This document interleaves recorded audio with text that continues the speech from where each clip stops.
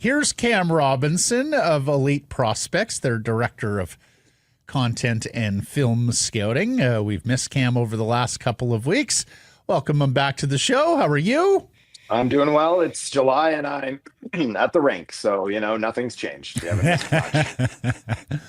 Well, you're at the rink, but Friday you were at the Bob Darby Memorial Golf Charity Golf Tournament. This is Kevin Bieksa's tournament, and we have the video here. Elite Prospects with a fun activation on one of the holes. Tell them what you got up to there Friday.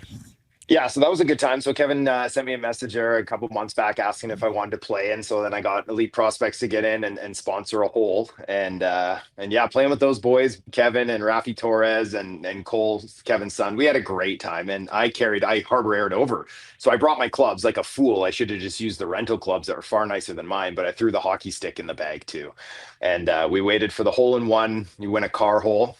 And yeah, I had these guys give a crack, and then I took a swing at it too. And as you can see, nobody fared too well, but we had a good laugh about it, and great time. They raised a bunch of money. Like I said, we had a lot of fun on a long day on the course. I think there was about 155 golfers, so we were out there for a solid 6 hours, I believe, on the course. But went by in a heartbeat. Yeah, tried to see if even professional hockey players could hit a golf ball off a tee with a hockey stick. It's pretty hard. Did not pretty hard. go. Well, although I liked young Bieksa's technique, the quick wrist shot, as opposed to trying to line it up. Yeah, he was the only guy who went down the middle of clapper. the fairway. Yeah, but Rafi on the back end as a lefty, he was at a bit of a disadvantage for sure. That was aggressive. Yeah, That was aggressive. Yeah. Rafi is good fun, though. Yeah, I will say that. Yes. Yeah. As mentioned, it's been a while since we talked to you, pal. So let's get to the Canucks news that we have yet to go over with you. What did you make of the Dakota Joshua trade? I understood what they were doing with that. They have Evander Kane coming in that they're expecting will add a lot of physicality to their lineup. They have Kiefer Sherwood, who clearly brings a lot of physicality to the lineup, and Dakota Joshua at 3 and change on the cap. They need help down the middle. It's that someone had to go. Something had to happen there. Now, do I love that they sold super low on a player who, coming off a down year for reasons probably outside of his control, coming back from cancer there? You don't love that, but at the same time, probably an overpaid asset. Someone who I think that Toronto should be excited to get, though, for his potential to be that physical guy who we've seen him score some goals in the past, and maybe he can step up in the playoffs. I'm rooting for him. I really hope that he goes to Toronto and he has a big year there and he has a good playoff run and all that kind of stuff, too. So, a fourth-round pick in 2028, I made the joke that that's a 15-year-old kid who's at a hockey camp like my son is right now, getting part of a trade tree. So you're not getting much out of it, unfortunately, where if you had sold him the year before, you probably could have got a nice haul for a player like his. But again, I understand it. And now let's see how they allocate that money, because that'll be kind of really telling and the full circle of that deal. We are 3 days away from that becoming August business for the Vancouver Canucks. Is this August business for them? Is it September business? When do you think that they figure out what they're going to do with that cap space? Yeah, most people go away to the cottages for a nice spell here in July, and we start to see them trickle back in August. So I would imagine there's going to be some August business, but you never know. It might bleed into September and just ahead of training camp too. We know that they've been in contact with Jack Roslovic's team a good amount and steady, but they're not the only team. So talking to some teams around the league, there's a handful of clubs that are kicking the tires on him. From what I'm told, his camp is looking for ideally a 3-year deal. They probably understand that as the summer wears on, term is going to be more difficult to get. So maybe they give up on the years and they get a little bit more on the cap hit for a 1 year or a 2-year deal. If it's a 1 year at $3 million, I think that's a fine opportunity for a guy like Roslovic in Vancouver. Not a perfect player for them, but does add some offense, and he can play down the middle of the ice. And so we'll see, though, if they can even win that lottery or if they have to go to plan B or plan C. Yeah, is there potential that it's not just a one player in, that's just salary cap space that they use as part of yet another larger deal? Like, what are you leaning towards there?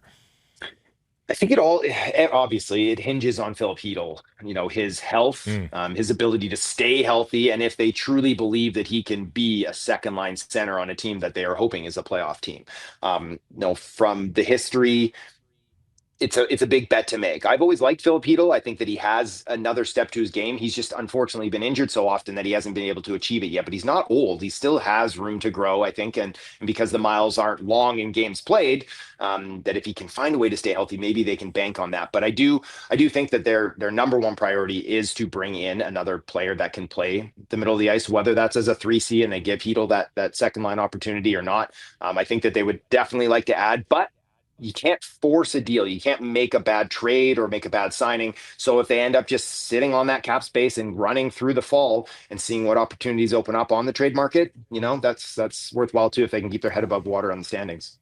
Is there a world where if this goes too late or if this takes too much time with Roslovic, it's basically just the player saying he doesn't want to be here?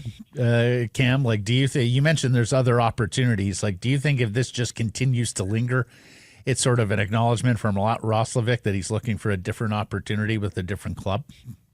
I'm not sure. I think that kind of what I was told is that he was expecting for this to take a while, that he knew he was going to be kind of on that secondary market. And once kind of the bigger fish moved out, then more teams would get involved on him and that maybe they could leverage that as the season got closer.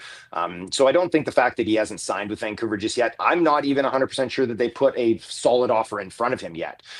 So I don't think it's indicative of whether he wants to play in Vancouver or not. But if he signs somewhere else and it's a very team-friendly deal or something like that, then maybe we could look at that as like, hey, maybe he just didn't want to come out to the West Coast. Yeah. To me, it's a sign that nobody's really opened up the vault for Jack Roslovic. Yeah, or the including the Canucks, who could well be towing the line.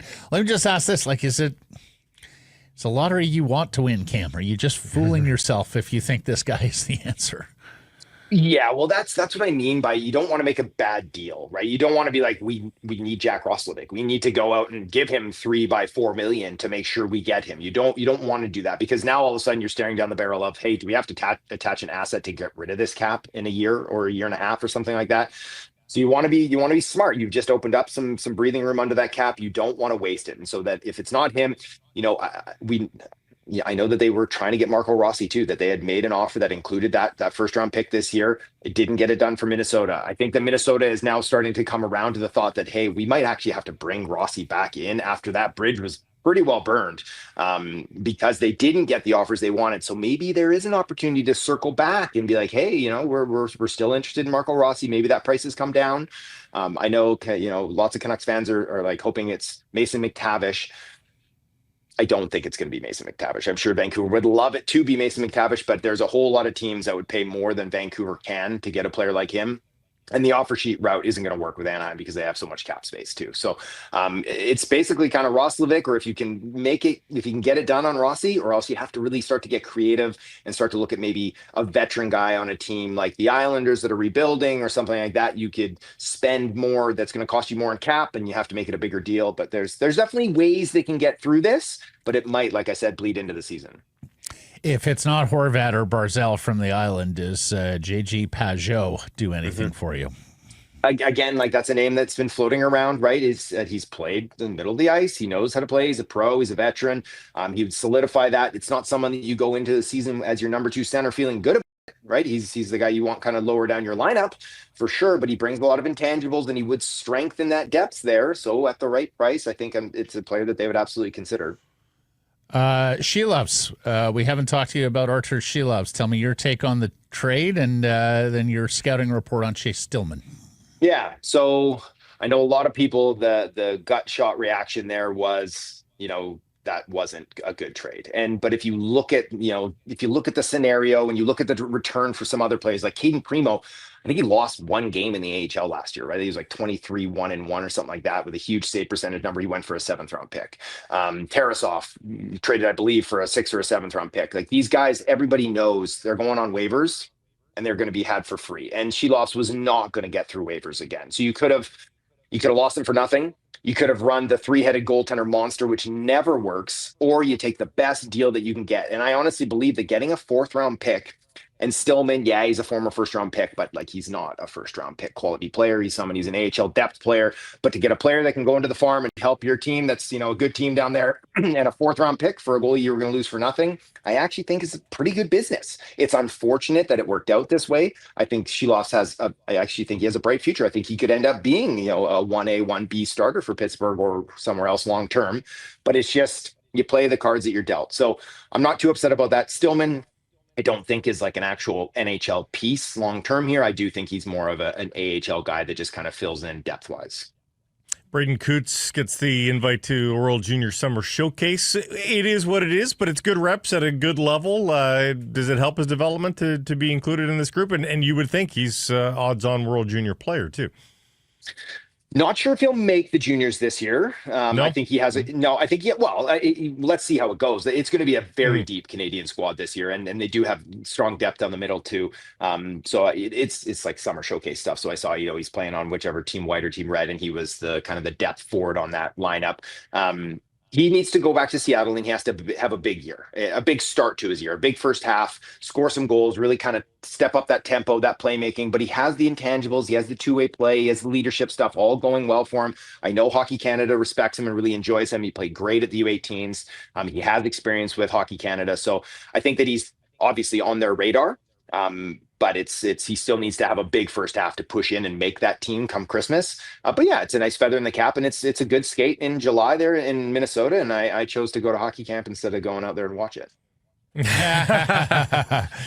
Yeah, it is a impressive group of Canadian forwards who are going to that summer showcase, and some of whom, of course, are older than Braden Coots and also have first-round draft pick shine.